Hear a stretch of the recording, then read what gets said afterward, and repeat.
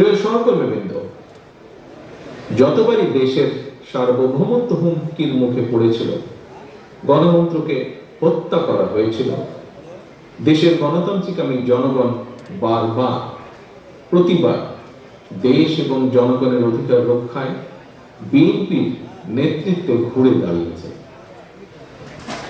আজ প্রতিষ্ঠা বার্ষিকীর এই শুভ লগ্নে দেশের গণতান্ত্রিকামী জনগণকে জানাই আন্তরিক অভিনন্দন। গণতন্ত্রকামী স্বাধীনতা প্রিয় জনগণ, আপনারাই বিএনপির সকল রাজনৈতিক ক্ষমতার উৎস। প্রতিষ্ঠার পর থেকে আজ পর্যন্ত অগণিত অসংখ্য নেতাকর্মীর শ্রম, ঘাম, ত্যাগ, তিতিক্ষা বিএনপি দেশের জনগণের কাছে সবচেয়ে বিশ্বস্ত রাজনৈতিক দল। আমি বিএনপির প্রতিষ্ঠা বার্ষিকীর এই সুবর্ণ সময় সর্বস্তরে প্রতিটি নেতাকর্মীর অবদানকে শ্রদ্ধার সঙ্গে স্মরণ করছি। সর্বোপরি লাখো প্রাণের বিনিময় ৭১-এর স্বাধীন বাংলাদেশ,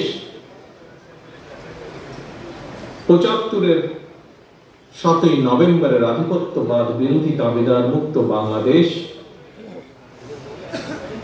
৯০-এর স্বৈরাচার বিরোধী বাংলাদেশ, ২০২৪-এর ফ্যাসিবাদ বিরোধী বাংলাদেশ, এভাবে ইতিহাসের প্রতিটি অধ্যায় দেশ এবং জনগণের অধিকার প্রতিষ্ঠায় বিএনপি এবং গণতন্ত্রের পক্ষে শক্তির নেতা কর্মী সমর্থক যারা আত্মত্যাগ করেছেন, হতাহত হয়েছেন, বিএনপির প্রতিষ্ঠা বার্ষিকীর এই ঐতিহাসিক মুহূর্তে আমি তাদের অবদানকে কৃতজ্ঞতার সঙ্গে স্মরণ করতে চাই। সম্মানিত সভাপতি, সম্মানিত নেতৃবৃন্দ, ফ্যাসিবাদ বিরোধী ১.৫ দশকের বেশি সময় ধরে ধারাবাহিক আন্দোলনের ধারাবাহিকতায় নানা চড়াই উতরাই পেরিয়ে হাজারো শহীদের আত্মত্যাগে হাত পা চোখ হারানো, শত শত আহত যোদ্ধার আর্তনাদের মধ্য দিয়ে ফ্যাসিবাদ মুক্ত বাংলাদেশ এখন জনগণের অধিকার প্রতিষ্ঠার সময় এবং সুযোগ এসেছে। এই সুযোগকে কাজে লাগিয়ে দেশের জনগণের অধিকার প্রতিষ্ঠার অন্যতম প্রধান উপায় জাতীয় নির্বাচন। যতক্ষণ পর্যন্ত একটি অবাধ, সুষ্ঠু এবং নিরপেক্ষ নির্বাচনের মাধ্যমে জনগণের সরাসরি ভোটে জনগণের কাছে দায়বদ্ধ, জনগণের কাছে জবাবদিহিমূলক একটি গণতান্ত্রিক সরকার প্রতিষ্ঠিত না হবে, ততক্ষণ পর্যন্ত গণতন্ত্র ঝুঁকিমুক্ত নয়। প্রিয় সহকর্মীবৃন্দ, প্রায় ১ বছর আগে আমি বলেছিলাম আগামী নির্বাচনকে ঘিরে অদৃশ্য শক্তি কাজ করছে।